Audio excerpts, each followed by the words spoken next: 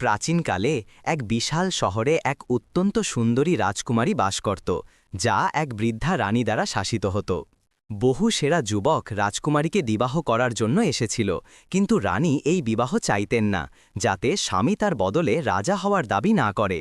এই কারণে তিনি রাজকুমারীকে বিবাহ করতে আসা যুবকদের কিছু কঠিন কাজ করতে বলতেন। যদি কেউ ব্যর্থ হতো তবে তাকে সমুদ্রের মাঝখানে একটি দ্বীপে সারা জীবনের জন্য ছাগল ও ভেড়া চড়ানোর জন্য কারাবন্দী করা হতো। কোনো যুবকই বৃদ্ধার অনুরোধ পূরণ করতে পারেনি, তাই কারাবাসী ছিল তাদের সবার পরিণতি। তিনি তাদের কাছে এমন একটি ছোট রত্ন খুঁজে বের করার দাবি করতেন যা অনেক আগে হারিয়ে গিয়েছিল, অথবা দূর দূরান্ত থেকে অদ্ভুত পাখি নিয়ে আসা, অথবা খুব অল্প সময়ের মধ্যে খুব ভারী সিন্দুক খুব উঁচু স্থানে নিয়ে যাওয়া। প্রতি মাসে নতুন নতুন যুবক আসত, কিন্তু কেউই সমুদ্রের মাঝখানের সেই ছাগল ও ভেড়ার দ্বীপের কারাবাস থেকে বাঁচতে পারত না। রাজকুমারীর শহর থেকে অনেক দূরে একটি ছোট শহরে মাসুদ নামে এক যুবক বাস করত। সে ছিল শহরের শাসকের পুত্র। এই শহরের লোকেরা ভ্রমণ ও দুঃসাহসিক কাজ পছন্দ করত। প্রতি রাতে যুবকটি তাদের ভ্রমণ থেকে ফিরে আসা লোকদের মধ্যে বসত এবং প্রশস্ত বিশ্বের খবর শুনত। রাতারাতি সুন্দরী রাজকুমারীর খবর তাদের গল্প এবং উপাখ্যানগুলির একটি বড় অংশ জুড়ে নিল। যুবকের কল্পনা এই রাজকুমারীর গুণাবলী চিত্রিত করতে শুরু করে, যার জন্য অনেকে কারাবন্দী হয়েছিল। অবশেষে সে তার বাবাকে বলল, বাবা, আমাকে সুন্দরী রাজকুমারীর কাছে বিয়ের প্রস্তাব নিয়ে যাওয়ার অনুমতি দিন। তার বাবা বিরক্ত হয়ে চিৎকার করে বললেন, তোমার মতো আরও অনেকে যেমন কারাবন্দী হয়েছে, তুমিও কারাবন্দী হবে এবং তোমার বাকি জীবন ভেড়া ও ছাগল চড়িয়ে কাটাবে। আমি কখনো এর অনুমতি দেব না। চিন্তা করো না, মাসুদ বলল। রাজকুমারীর কাছে যাও, তবে শর্ত হল তুমি আমাদের দেশের বাকি লোকদের মতো তোমার ভ্রমণে নিজের ওপর নির্ভর করবে। আমি তোমাকে সাদা ঘোড়া দেব, আর বাকি সব কিছুর ব্যবস্থা তোমাকে নিজেকেই করতে হবে। মাসুদ আনন্দে উত্তর দিল, এই ঘোড়াই আমার জন্য যথেষ্ট। সে দেরি না করে সাদা ঘোড়ার পিঠে চড়ে সুন্দরী রাজকুমারীর শহরের দিকে রওনা হল। মাসুদ তার শহর থেকে খুব বেশি দূরে যায়নি যখন সে এক মহিলার কান্নার শব্দ শুনতে পেল। রাস্তার পাশে সে একজন মহিলাকে দেখল যার চোখ থেকে অশ্রু গড়িয়ে পড়ছিল। সে তার কাছে গেল এবং জিজ্ঞাসা করল, এই সুন্দর দিনে আপনি এত যন্ত্রণাদায়কভাবে কাঁদছেন কেন ম্যাডাম?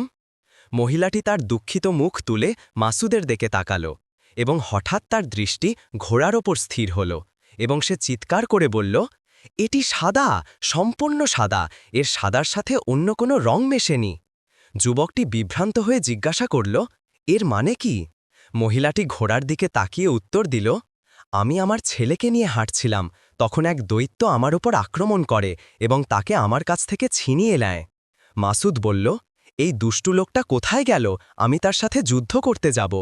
মহিলাটি উত্তর দিল, সে এক অসাধারণ প্রাণী, অস্ত্র বা তলোয়ার তার ওপর কোনো প্রভাব ফেলে না।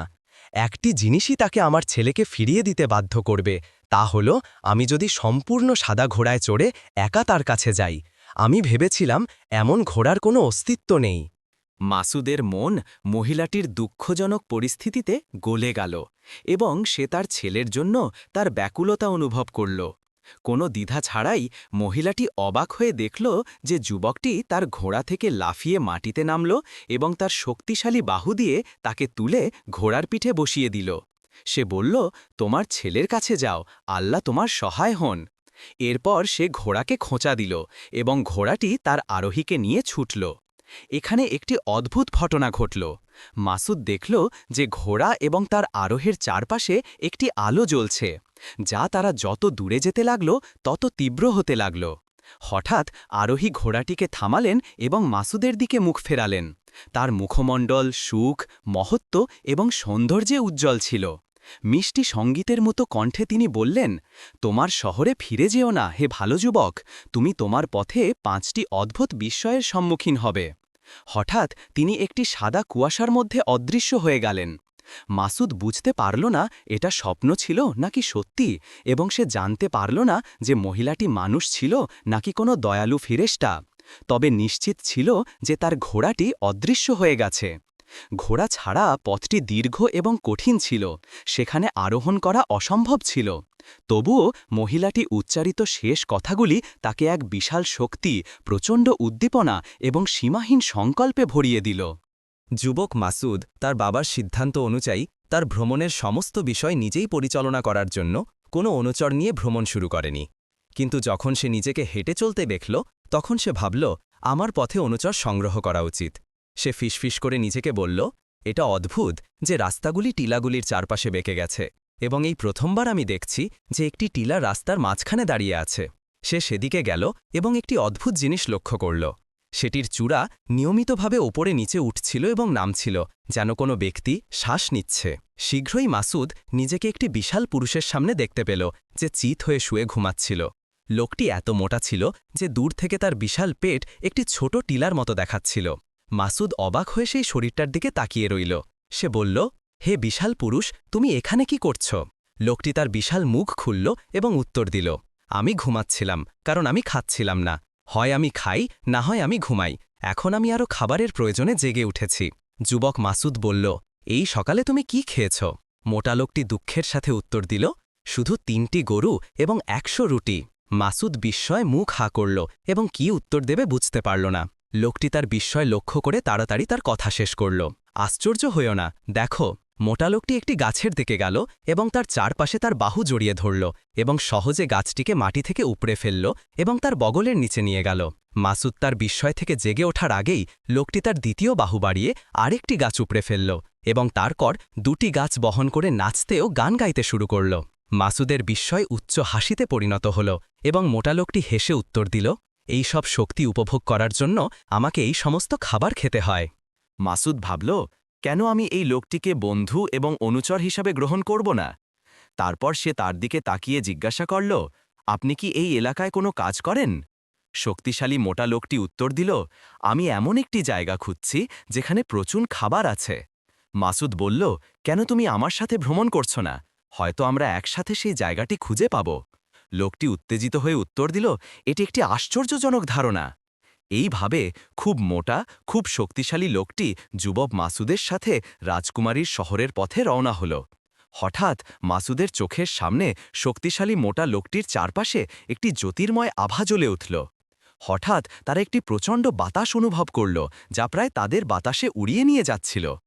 মাসুদ তার অনুচর নিয়ে ঝড় থেকে আশ্রয় নেওয়ার উপায় খুঁজতে থামল। তারা দেখল যে 7টি বায়ুকলের ডানা খুব দ্রুত ঘুরছে এবং সেগুলির কাছে একজন লোক বসে আছে, যে তার হাতের আঙুল দিয়ে তার ডান নাকের ছিদ্র বন্ধ করে রেখেছে। তার বাম কানটি একটি হাতির কানের মতো খুব বড় দেখাচ্ছিল। যখন লোকটি মাসুদ এবং তার সঙ্গীর ঝড়ের সাথে সংগ্রাম দেখল, সে তার নাক থেকে হাত নামিয়ে নিল এবং তখনই ঝড় শান্ত হল এবং বায়ুকলগুলির ডানা ঘোরা বন্ধ করে দিল। মাসুদ এর কোনো ব্যাখ্যা খুঁজে পেল না এবং চিৎকার করে বলল, আপনার গল্প কি হে লোক? সে উত্তর দিল, আমি একজন মিল শ্রমিক স্যার। যদি বাতাস শান্ত হয়ে যায় এবং বায়ুকলের ডানা ঘোরানোর জন্য যথেষ্ট না হয়, তবে আমি আমার হাত নাকে তুলি এবং তার ডান ছিদ্র বন্ধ করি। তখন অন্য ছিদ্র থেকে বাতাস প্রবলভাবে এবং দ্রুত বেরিয়ে আসে, যেমনটি আপনি দেখেছেন। লোকটির নাকের ঝড়ের সৃষ্টি করার ক্ষমতা থেকে তার কানের বিশালতা মাসুদকে আরও বেশি অবাক করেছিল। লোকটি লক্ষ্য করল যে মাসুদ স্থির দৃষ্টিতে তাকিয়ে আছে এবং জিজ্ঞাসা করল, আপনি আপনার কান দিয়ে কিভাবে মজা করেন? লোকটি উত্তর দিল, এইভাবে, এবং সে দ্রুত হাঁটু গেড়ে বসল এবং তার মাথা নিচু করল, যতক্ষণ না তার বিশাল কান মাটির সাথে লেগে গেল। যুবকটি বিভ্রান্ত হয়ে জিজ্ঞাসা করল, আপনি কি করছেন? ঝড় উৎপাদনকারী নাক এবং বড় কানের লোকটি উত্তর দিল, আমি শুনছি। যুবকটি জিজ্ঞাসা করল, আপনি কি শুনছেন? লোকটি উত্তর দিল, আমি গাছপালা বেড়ে ওঠার শব্দ, মাছ সাঁতার কাটার শব্দ এবং দূর দেশের পাখিদের কিচিরমিচির শুনছি। এটি যে কোনো মানুষের উপভোগ করার জন্য সবচেয়ে বড় বিনোদন। ব্যাকুল হয়ে মাসুদ তাকে জিজ্ঞাসা করল, তাহলে তুমি বৃদ্ধ রানীর সাথে বসবাসকারী সুন্দরী রাজকুমারীর প্রাসাদে কি শুনতে পাচ্ছ? লোকটি তখনও মাটিতে কান লাগিয়ে শুনছিল। সে উত্তর দিল, আমি রাজকুমারীর কান্না শুনছি, কারণ আরও একজন গরিব যুবককে বৃদ্ধ রানীর সৈন্যরা কারাবন্দী করেছে। যুবকটি দেখল যে এই লোকটি তার জন্য কার্যকর হতে পারে, তাই সে তাকে জিজ্ঞাসা করল, এই বায়ুকলগুলি কি আপনার সম্পত্তি? লোকটি অসন্তুষ্ট হয়ে উত্তর দিল, না, এদের মালিক একজন কৃপণ ব্যক্তি, যে আমাকে সামান্য মজুরি দেয়। মাসুদ বলল, হে বিশাল কানের এবং ঝড় উৎপাদনকারী নাকের মালিক, আপনি কি আমার অনুচরদের একজন হতে রাজি হবেন? লোকটি উত্তর দিল, আমি আপনার সঙ্গকে স্বাগত জানাই, কারণ আপনি একজন দয়ালু যুবক। সেই মুহূর্তে মাসুদ দেখল দুটি সুন্দর চোখ একটি আলোর আভার মধ্যে দিয়ে তার দিকে স্নেহের সাথে তাকাচ্ছে। তার হৃদয় আনন্দে ভরে গেল এবং সে তার যাত্রা চালিয়ে গেল। মাসুদের দলটি তৃতীয় এক ব্যক্তির সাথে দেখা করল, যে তার চোখ কাঠের টুকরা দিয়ে ঢেকে রেখেছিল। মাসুদ তাকে জিজ্ঞাসা করল, আপনি কেন আপনার চোখ ঢেকে রেখেছেন? তারা কি অসুস্থ? বিশাল কানের লোকটি বলল, হয়তো তীব্র আলো তার দৃষ্টিকে আঘাত করে। শক্তিশালী মোটা লোকটি এগিয়ে এসে বলল, আমার মনে হয় সে অন্ধ এবং সে চায় না যে আমরা তার বন্ধ চোখ দেখি। অবশেষে লোকটি বলল, আমি দেখতে পাই এবং খুব ভালোভাবে দেখতে পাই। আসলে আমি সবার চেয়ে ভালো দেখতে পাই। আমি দিনে এবং রাতে দেখি। আমি খুব ছোট এবং খুব দূরবর্তী জিনিস দেখতে পাই। এমনকি আমার দৃষ্টি দেয়াল, জল এবং কাঠ ভেদ করতে পারে। দূরত্ব বা বস্তুর বাধা আমার দৃষ্টিকে আটকাতে পারে না। যদি আমি আমার চোখ থেকে কাঠের টুকরাটি সরিয়ে ফেলি, তবে আমি ১০০ মাইল দূরত্ব পর্যন্ত সবকিছু দেখতে পাব। আর যদি আমি আমার কাছাকাছি জিনিস দেখতে চাই, তবে আমি কাঠের টুকরাটি আমার চোখের ওপর রাখি। মাসুদ তাকে বলল, যদি আপনি কোনো সেনাবাহিনীর সাথে কাজ করতেন, তবে আপনি শত্রুদের সমস্ত গোপনীয়তা আবিষ্কার করতে পারতেন। তীক্ষ্ণ দৃষ্টির লোকটি বলল, আর যদি আমি আপনার মতো একজন বুদ্ধিমান যুবকের সাথে কাজ করি, তবে আমি তাকে অনেক পরিষেবা প্রদান করব। মাসুদ তাকে বলল, আসুন আপনি আমার অনুচরদের দলে যোগ দিন। তৃতীয়বারের মতো মাসুদ সাদা ঘোড়া এবং তার আরোহীকে একটি আলোর আভার মধ্যে তার দিকে ইশারা করতে দেখল। সে হাসল এবং তার যাত্রা চালিয়ে গেল। তার অনুচরদের সাথে হাঁটার সময় তারা রাস্তার পাশে লম্বা করে শুয়ে থাকা দুটি জিনিস দেখল। মাসুদ বলল, মনে হচ্ছে এগুলি দুটি লম্বা গাছ যা বাতাস ফেলে দিয়েছে। তবুও সেগুলির আকৃতি গাছের কাণ্ডের স্বাভাবিক চেহারার থেকে আলাদা। মোটা লোকটি মাসুদ যা গাছের গুড়ি ভেবেছিল তার কাছে গেল এবং বলল, আশ্চর্য, চুলের আস্তরণ গাছের গুঁড়িকে ঢেকে রেখেছে। এখানে বিশাল কানের লোকটি হেসে বলল, এগুলি গাছ নয়, এগুলি একজন মানুষের দুটি বাহু, এবং আমি স্পষ্ট তার শ্বাসপ্রশ্বাসের শব্দ শুনতে পাচ্ছি। এবং সত্যি, এগুলি ছিল মাসুদ তার জীবনে দেখা সবচেয়ে লম্বা বাহু। দীর্ঘ পথ চলার পর মাসুদ বাহু দুটির মালিকের মাথার কাছে পৌঁছাল এবং তাকে জিজ্ঞাসা করল, আপনার বাহু এত লম্বা হওয়ায় কি আপনার কোনো অসুবিধা হয় না? লোকটি হাসল এবং উত্তর দিল, বরং আমি সেগুলিকে আরও লম্বা করতে পারি। মাসুদ তাকে বলল, আপনি কি আমাদের দলে যোগ দিতে চান?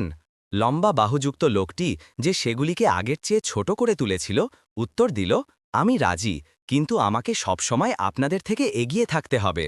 মাসুদ হেসে জিজ্ঞাসা করল, আপনি কি আপনার হাতে ভর করে হাঁটেন? লোকটি হেসে উত্তর দিল, আমার আসল ক্ষমতা আমার হাতে নয়, আমার পায়ে। লোকটি লাফ দিয়ে দাঁড়াল, কিন্তু চোখের পলকে অদৃশ্য হয়ে গেল। তার পা এত দ্রুত চলছিল যে মাসুদ তাকে দেখতে পেল না। যুবকটি তার বিস্ময় থেকে জেগে ওঠার আগেই সে লোকটিকে ফিরে আসতে দেখল, যে তার অন্য পা তার বুকের সামনে কাঁধের উপর তুলেছিল। তার আকার একটি হরিণের মতো দেখাচ্ছিল। মাসুদ হেসে তাকে এর কারণ জিজ্ঞাসা করল এবং সে উত্তর দিল, যদি আমি এই পা নামিয়ে দিই, তবে আমি প্রতি পদক্ষেপে ১০০ মাইল লাফ দেব। মাসুদ তাকে জিজ্ঞাসা করল, তাহলে কেন আমরা আপনাকে রাস্তার পাশে একা বসে থাকতে দেখেছিলাম? লম্বা বাহু এবং দ্রুত পায়ের লোকটি উত্তর দিল, আমি একজন রাজকুমারের সেবায় কাজ করতাম এবং তিনি আমাকে ১ ঘন্টার মধ্যে ফিরে আসার জন্য একটি দীর্ঘ ভ্রমণে পাঠিয়েছিলেন। ক্লান্তির কারণে আমি রাস্তায় ঘুমিয়ে পড়েছিলাম, তাই তিনি আমাকে তার সেবা থেকে বরখাস্ত করেছিলেন। আপনি কি আমাকে কোনো কাজ দেবেন, সাহসী যুবক? মাসুদ তাকে বলল, তুমি এখন থেকে আমার অনুচর, তবে শর্ত হল তুমি কাজের সময় ঘুমাবে না। এইভাবে লোকটি দলের চতুর্থ সদস্য হল। সে এক পায়ে লাফ দিত এবং মাঝে মাঝে তার অন্য পা নামিয়ে শত শত মাইল দৌড়াত, তারপর বিদ্যুতের মতো ফিরে আসত, তার পা সতেজ রাখার জন্য। মাসুদ কল্পনা করল যে সে সাদা ঘোড়ায় চড়ে থাকা একজন মহিলার আকৃতির একটি আলোর আভা দেখছে। মহিলাটি মাসুদকে একটি উৎসাহব্যঞ্জক দৃষ্টি দিলেন, যা তাকে ভবিষ্যতে আত্মবিশ্বাসে ভরিয়ে দিল। তারই সে তার নতুন বন্ধুদের সাথে সক্রিয়ভাবে তার যাত্রা চালিয়ে গেল। সূর্যের তাপ তীব্র হচ্ছিল, তাই মাসুদ খুব অবাক হল যখন সে দেখল যে একজন লোক একটি গাছের গুড়ির ওপর বসে আছে, যে ভারী পশমের পোশাকের ওপরে দুটি কোট পরে আছে। মাসুদ তার দিকে এগিয়ে গেল এবং জিজ্ঞাসা করল, এই তীব্র গরমে আপনি কেন এত জামাকাপড় পরেছেন? লোকটি উত্তর দিল, কারণ আমি আপনাদের সবার থেকে আলাদা। মানুষের শরীর উষ্ণ কিন্তু আমার শরীর ঠান্ডা। এটি আমার চারপাশে তীব্র শীতলতা বিকিরণ করে। মাসুদ তার ক্রমবর্ধমান বিস্ময় নিয়ে জিজ্ঞাসা করল, কেন আপনি আপনার ভারী কোটের বোতাম খুলছেন না? ঠান্ডা শরীরের লোকটি উত্তর দিল, যদি আমি সেগুলির বোতাম খুলি তবে আমার চারপাশের তাপমাত্রা কমে যাবে, বরফ পড়বে এবং আপনি ও আপনার বন্ধুরা জমে যাবেন। মাসুদ বলল, আপনি একটি বিরল বিস্ময়, আসুন আপনি আমার অনুচরদের সাথে যোগ দিন। এক মুহূর্তের জন্য মাসুদ একটি মৃদু আলো অনুভব করল, যা তাকে এবং তার অনুচরদের ঘিরে ফেলল, এবং সে একটি কণ্ঠস্বর শুনতে পেল, যা তাকে বলল, এগিয়ে যাও। দীর্ঘ ভ্রমণের পর মাসুদ তার 5 সঙ্গীর সাথে একটি বিশাল শহরে পৌঁছাল, যার বাড়িগুলি ছিল সাদা এবং জানালাগুলি ছিল বড়, এবং এর আঁকাবাঁকা রাস্তার কেন্দ্রে একটি উঁচু গম্বুজযুক্ত বিশাল প্রাসাদ ছিল। মাসুদ সঙ্গে সঙ্গে বুঝতে পারল যে এটি রাজকুমারীর শহর, কারণ তার শহরের ভ্রমণকারীরা এর বিস্তারিত বর্ণনা দিয়েছিল। তীক্ষ্ণ দৃষ্টির লোকটি তার চোখ থেকে কাঠের টুকরাটি সরিয়ে ফেলল এবং দেখল যে রাজকুমারী প্রাসাদের ওপরে একটি উঁচু টাওয়ারের একটি কক্ষের জানালা থেকে উঁকি দিচ্ছে। লম্বা বাহুযুক্ত লোকটি মাসুদকে ধরল এবং তাকে প্রাসাদের দেওয়ালের ওপর দিয়ে তুলে ধরল, যাতে সে জানালা দিয়ে তার মুখ স্পষ্টভাবে দেখতে পায়। তার সৌন্দর্য এবং গভীর বিষাদ তাকে কতটা অবাক করেছিল, যার ফলে বৃদ্ধার নিয়ন্ত্রণ থেকে তাকে বাঁচানোর জন্য তার সংকল্প আরও বেড়ে গেল। সে দ্রুত রানীর কাছে গেল এবং বলল, আমি রাজকুমারীর কাছে বিয়ের প্রস্তাব নিয়ে এসেছি, আপনি আমার কাছে কি চান? বৃদ্ধা রানী উত্তর দিলেন, তোমাকে 3টি কাজ সম্পন্ন করতে হবে। মাসুদ বলল, প্রথম কাজটি কি? রানী উত্তর দিলেন, আমার একটি সুন্দর মূল্যবান আংটি আছে, যা একটি গভীর কূপে পড়ে গেছে। কূপটি এখান থেকে 100 মাইল দূরে একটি বাগানে। সূর্যাস্তের আগে তোমাকে অবশ্যই আংটিটি ফিরিয়ে আনতে হবে, অন্যথায় একটি কারাগারের জাহাজ তোমাকে ছাগলের দ্বীপে নিয়ে যাবে। তিনি কথা শেষ করার আগেই দ্রুতগামী লোকটি তার পা কাঁধ থেকে নামিয়ে সবার চোখের আড়ালে চলে গেল। কিছুক্ষণ পর বিশাল কানের লোকটি তার কান মাটিতে রাখল এবং চিৎকার করে বলল, দ্রুতগামী লোকটি বলছে সে আংটিটি খুঁজে পাচ্ছে না। মাসুদ চিৎকার করে উঠল, আংটিটির অবস্থান ঠিক না করে সে কূপে চলে গেছে। এখানে তীক্ষ্ণ দৃষ্টির লোকটি তার চোখ থেকে কাঠের টুকরাটি সরিয়ে ফেলল এবং বলল, আমি দ্রুতগামী লোকটিকে কূপের ভিতরে তার লম্বা বাহু প্রসারিত করতে দেখছি, জল এবং পাথরের স্তূপের মধ্যে, যেখানে সব কিছু লুকানো আছে। তার আঙুলগুলি আংটির চারপাশে ঘুরছে, যা আমি একটি হলুদ পাথরের নিচে লুকিয়ে থাকতে দেখছি, কিন্তু সে এটি খুঁজে পাচ্ছে না। এখন আমি আমাদের দ্রুতগামী বন্ধুটিকে কূপ থেকে দূরে সরে যেতে দেখছি। উদ্বেগ মাসুদকে তাড়িত করল, কিন্তু দ্রুতগামী লোকটি তার কাজে সফল না হওয়ার সমস্ত লক্ষণ নিয়ে শীঘ্রই ফিরে এলো।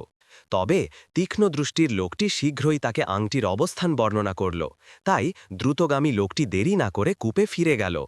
তীক্ষ্ণ দৃষ্টির লোকটি তাকে হলুদ পাথরটি সরাতে এবং তার আঙুল দিয়ে নিচে জমে থাকা কাদায় অনুসন্ধান করতে দেখল।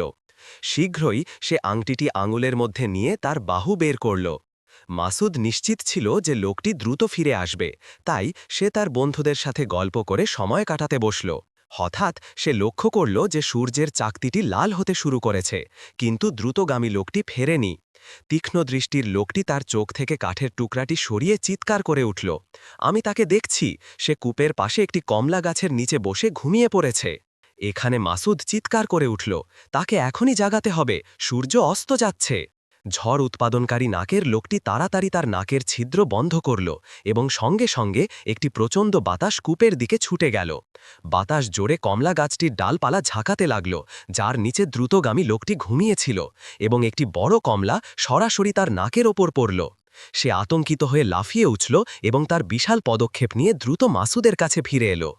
বৃদ্ধা রানী কতটা রেগে গেলেন যখন তিনি সূর্যাস্তের মাত্র কয়েক মুহূর্ত আগে মাসুদকে তার প্রাসাদে প্রবেশ করতে দেখলেন।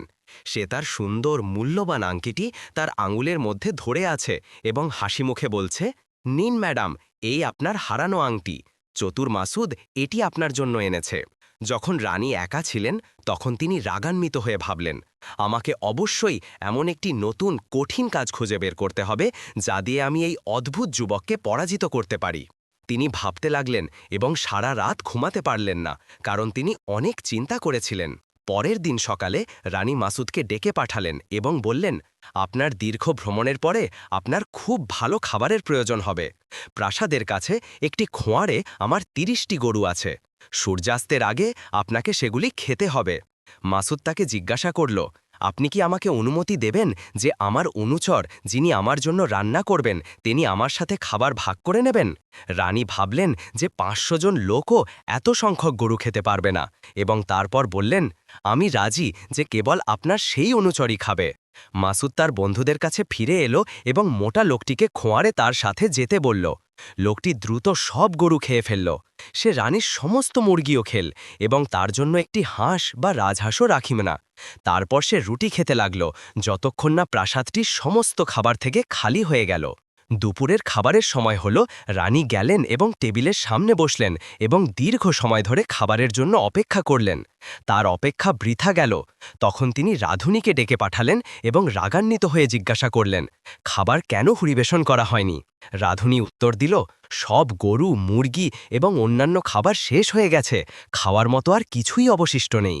বৃদ্ধা রানী দীর্ঘক্ষণ ধরে চিন্তা করতে লাগলেন এবং অবশেষে তিনি একটি সিদ্ধান্তে পৌঁছালেন। বললেন, ভালো ভালো, আমি এমন একটি জিনিস খুঁজে পেয়েছি যা আমি তাকে করতে বলবো, এবং তাকে অবশ্যই নিজের হাতে তা করতে হবে। এবার সে কারাবাস থেকে রক্ষা পাবে না।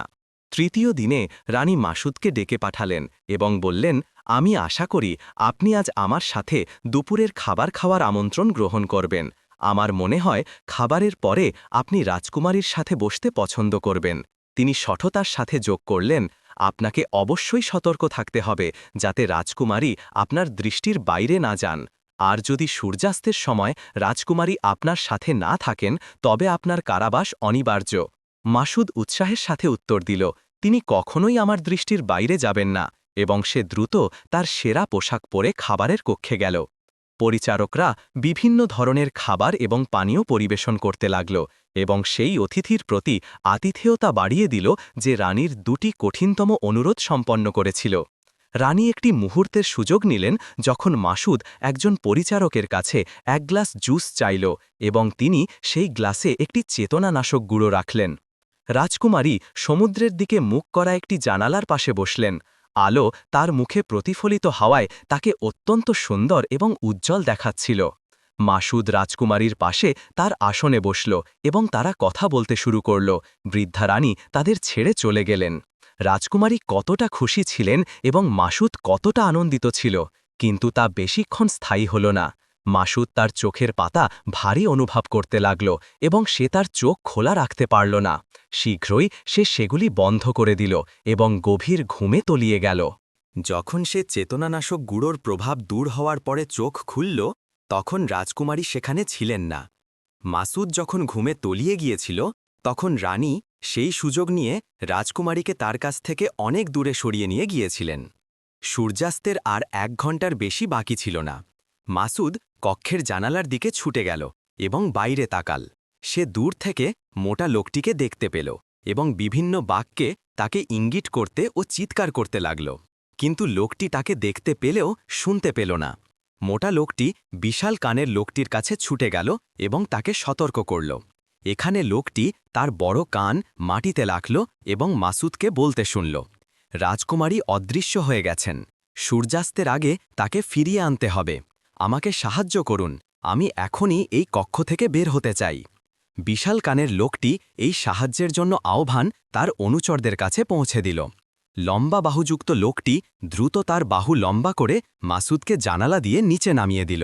মাসুদ তীক্ষ্ণ দৃষ্টির লোকটির দিকে ফিরে জিজ্ঞাসা করল, আপনি কি দেখতে পাচ্ছেন রানী রাজকুমারীকে কোথায় লুকিয়ে রেখেছেন?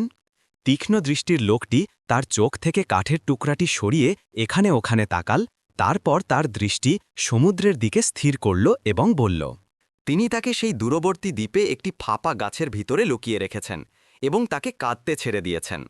বিশাল কানের লোকটি বলল, তিনি বলছেন, কোথায় আপনি যুবরাজ মাসুদ, আমাকে বৃদ্ধা রানীর হাত থেকে মুক্ত করার জন্য? মাসুদ চিৎকার করে বলল, রাজকুমারীকে মুক্ত করার জন্য আমাদের একটি জাহাজ দরকার যা আমাদের সেই দ্বীপে নিয়ে যাবে। এখানে ঠান্ডা শরীরের লোকটি সমুদ্র সৈকতের দিকে গেল এবং জলে নামল, তারপর তার কোটের বোতাম খুলল। সঙ্গে সঙ্গে সাদা বরফ জমতে শুরু করল।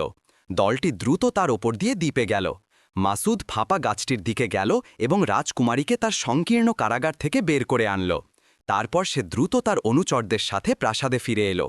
সেখানে লম্বা বাহু দিয়ে তারা রাজকুমারী এবং মাসুদকে জানালা দিয়ে ওপরের কক্ষে ফিরিয়ে দিল, ঠিক সেই মুহূর্তে যখন সূর্যের চাকতি পশ্চিম দিগন্তের পিছনে অদৃশ্য হচ্ছিল।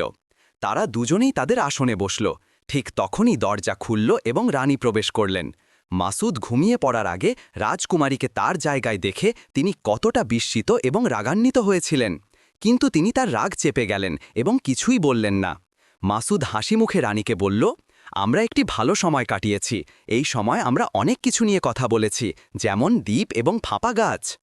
রানী তার কথার অর্থ উপেক্ষা করে বললেন, রাত এসে গেছে এবং আপনি সফলভাবে আমার 3টি অনুরোধই সম্পন্ন করেছেন। তাই আমি আপনার এবং আপনার অনুচরদের জন্য একটি কক্ষ প্রস্তুত করেছি, যেখানে আপনারা ঘুমাবেন, এবং আগামীকাল আমরা বিবাহের উৎসব উদযাপন করব। রানী মাসুদকে একটি প্রশস্ত কক্ষে নিয়ে গেলেন। সে অবাক হয়েছিল যখন সে দেখতে পেল যে এর মেঝে পিতলের তৈরি, কিন্তু সে বলল, সম্ভবত ধনী রাজারা তাদের কিছু কক্ষের মেঝে পিতলের তৈরি করতে ভালোবাসেন। মাসুদের অনুচরেরা তার সাথে কক্ষে প্রবেশ করল এবং রানী দরজা বন্ধ করে দিলেন। তারপর তাড়াতাড়ি তার পরিচারকদের কাছে গেলেন এবং চিৎকার করে বললেন, কক্ষের নিচে একটি বড় আগুন জ্বালাও। পরিচারকরা অনিচ্ছা সত্ত্বেও রানীর আদেশ পালন করল, কারণ তারা সবাই যুবক মাসুদের প্রতি সহানুভূতিশীল ছিল, যে রানীর 3টি অনুরোধ সম্পন্ন করেছিল এবং রাজকুমারীকে বিবাহ করার যোগ্য হয়েছিল। কিছুক্ষণ পর মাসুদ তার অনুচরদের বলল, আমার দম প্রায় বন্ধ হয়ে আসছে। বিশাল কানের লোকটি বলল, আমি একটি প্রচণ্ড আগুন জ্বলে ওঠার শব্দ শুনতে পাচ্ছি। তীক্ষ্ণ দৃষ্টির লোকটি বলল, এটা কক্ষের ঠিক নিচে জ্বলছে। তবে ঠান্ডা শরীরের লোকটি আনন্দে নাচতে লাগল এবং মজা করে বলল, এটি একটি উষ্ণ কক্ষ, আমার জন্য পুরোপুরি উপযুক্ত। এখানে মাসুদ তাকে চিৎকার করে বলল, আপনার কোট খুলুন হে লোক, এই কক্ষের মেঝেতে থাকা পিতল গরম হতে শুরু করেছে এবং আমরা শীঘ্রই এর ওপর সেদ্ধ করে যাব। ঠান্ডা শরীরের লোকটি মাসুদের কথা মানল এবং তার কোট খুলল। শীঘ্রই কক্ষটি আর্দ্র এবং ঠান্ডা হয়ে গেল এবং সবাই আবার খুশি হল। তারা শীঘ্রই শান্ত গভীর ঘুমে তলিয়ে গেল। সকালে রানী দরজার কাছে গেলেন, সেদ্ধ মাংসের গন্ধ আশা করছিলেন, কিন্তু এর পরিবর্তে তিনি মাসুদ এবং তার লোকজনকে ঘুম থেকে ওঠার পরে কথা বলতে শুনলেন। তিনি তার পরিচারকদের দিকে ছুটে গেলেন এবং চিৎকার করে বললেন, তোমরা কেন আগুন জ্বালাতে দেরি করছো? এর তাপমাত্রা বাড়াও এবং আরও কয়লা ও কাঠ যোগ করো। মাসুদ আবার তাপমাত্রা বৃদ্ধি অনুভব করল, তাই সে উঠল এবং লোকটির কাঁধ থেকে কোটটি ছিনিয়ে নিল। রানী কক্ষের মধ্যে কোনো শব্দ শুনতে পেলেন না, তাই তিনি বললেন, তারা সবাই এবার মারা গেছে। তিনি দরজা খুললেন এবং মুহূর্তের মধ্যে মাসুদ তার অনুচরদের সাথে কক্ষ থেকে লাফিয়ে বেরিয়ে এলো। তারা তাদের হাত ও পা ঘষছিল যাতে সেগুলি আবার উষ্ণ হয়। মাসুদ চিৎকার করে বলল, চলো আমরা আগুনের পাশে বসি, যাতে আমাদের অঙ্গগুলি উষ্ণ হয়। যখন মাসুদের শরীরে উষ্ণতা ফিরে এলো, সে বলল, আচ্ছা, রানী কোথায় গেলেন? তীক্ষ্ণ দৃষ্টির লোকটি তার চোখ ঢাকা কাঠের টুকরাটি সরিয়ে বলল, তিনি একটি ছোট সুরক্ষিত দুর্গে গেছেন এবং রাজকুমারীকে তার সাথে নিয়ে গেছেন। মাসুদ তার অনুচরদের সাথে সেখানে ছুটে গেল। যখন রক্ষীরা তাদের দেখল, তখন তারা তীর ও বর্ষা নিক্ষেপের জন্য প্রস্তুত হল। অদ্ভুত নাকের লোকটি সহজভাবে তার নাকের ছিদ্র বন্ধ করল এবং রক্ষীদের দুর্গের দেয়ালের ওপর থেকে একের পর এক ছিনিয়ে নিয়ে গেল এবং 100 মাইল দূরে নিক্ষেপ করল। শক্তিশালী মোটা লোকটি দুর্গের দরজার ওপর প্রচণ্ডভাবে ঝাঁপিয়ে পড়ল, যতক্ষণ না সে এটিকে দেয়াল থেকে উপড়ে ফেলল। খোলা দরজার পিছনে রক্ষীরা জড়ো হয়েছিল। তখন ঠান্ডা শরীরের লোকটি তাদের মাঝখানে দাঁড়িয়ে তার কোট খুলল। তারা মুহূর্তের মধ্যে জমে গেল এবং নড়াচড়া না করে মাটিতে শুয়ে পড়ল। তীক্ষ্ণ দৃষ্টির লোকটি আবার তার চোখ থেকে কাঠের টুকরাটি সরিয়ে বৃদ্ধারানীর দিকে নির্দেশ করল। সে আবিষ্কার করল যে তিনি একটি উঁচু টাওয়ারে লুকিয়ে আছেন। লম্বা বাহুযুক্ত লোকটি দ্রুত তার বাহু ব্যবহার করল এবং রাজকুমারীকে তার কারাগারের জানালা থেকে বের করে আনল। তারপর বৃদ্ধাকে তার গোপন স্থান থেকে টেনে বের করল এবং তাকে সেই কারাগারেই রাখল যেখানে তিনি রাজকুমারীকে নিক্ষেপ করেছিলেন। মাসুদ তার লোকেদের সাথে তাড়াতাড়ি ছাগল ও ভেড়ার দ্বীপের সমস্ত বন্দীকে মুক্ত করে দিল এবং তাদের প্রত্যেককে তাদের দেশে ফিরে যাওয়ার অনুমতি দিল। কয়েকদিন পর শহরের লোকেরা সুন্দরী রাজকুমারীর সাথে যুবক মাসুদের বিবাহের এক চমৎকার উৎসব উদযাপন করল। সবাই দেখল যে একজন সুন্দরী অতিথি সাদা ঘোড়ায় চড়ে একটি ছোট শিশুকে নিয়ে এসেছিলেন, যিনি নবদম্পতিকে অভিনন্দন জানানোর জন্য এসেছিলেন। অনেকে নিশ্চিত করেছে যে তারা তার মহৎ সুন্দর মুখ থেকে আলোকরশ্মি দেখতে পেয়েছে। মাসুদ তার রাজকুমারী এবং তার ভালো অনুচরদের সাথে সুখে ও শান্তিতে বসবাস করতে লাগল।